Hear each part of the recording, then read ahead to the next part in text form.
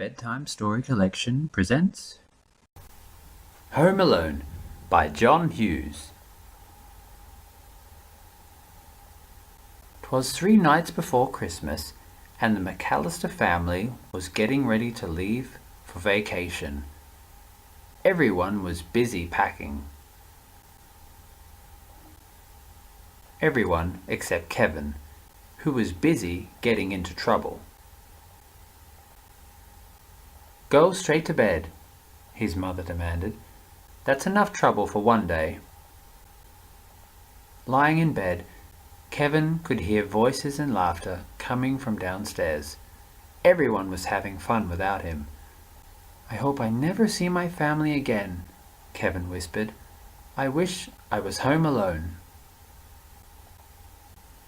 The next morning, the house was very, very quiet. No one was shouting. No one was running around. No one was telling Kevin to hurry up and eat his breakfast. No one was home. Finally, Kevin realized what had happened. "I made my family disappear." For the first time ever, Kevin had the house all to himself. He raced up and down the halls. He jumped on all the beds. He ate a giant ice cream sundae for breakfast.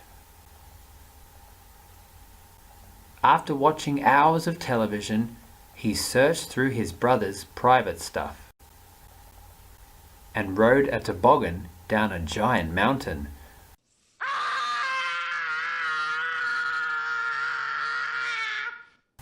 He even tried his father's aftershave lotion. This was not a good idea. It stings. But sometimes it was scary to be all alone. Kevin was especially afraid of his next-door neighbor. Old Man Marley was the scariest person who lived on their block. And that night, Kevin heard whispers outside the living room window. Burglars were snooping around his house. "You see," Marv said, "most of all the houses on this street are empty. Everyone is away for the holidays." "Perfect," Harry said. "We'll come back tomorrow night and steal everything." Kevin was so scared. He dialed 911, but the telephone didn't work. The wires had been damaged in a snowstorm.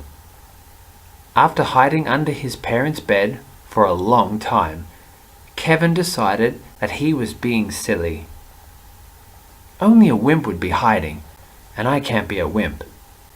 I'm the grown-up of this house, and I need to act like one." The next day was Christmas Eve, and Kevin had plenty of grown-up work to do. He walked to the grocery store and bought food. He put his clothes in the washing machine.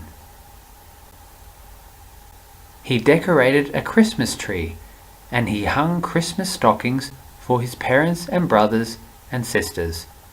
"I miss you guys," he whispered. "I wish you would come back." Kevin's family always went to church on Christmas Eve, so that's what Kevin did too. After the service ended, he saw his scary next-door neighbor, Old Man Marley, sitting nearby. "You don't have to be afraid," Mr. Marley said. "The kids in the neighborhood have lots of spooky stories about me, but they're not true." After they talked for a while, Kevin realized that Mr. Marley was in fact a very nice man. "Are you visiting anyone for Christmas?" Kevin asked. "No," Mr. Marley said. "I miss my family, and I'd like to see them.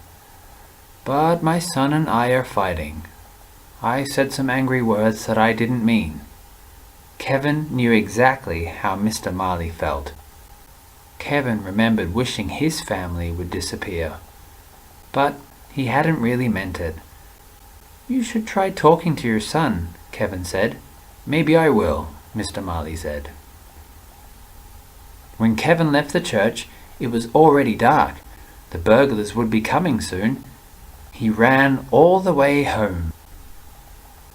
Kevin made a plan that was full of booby traps.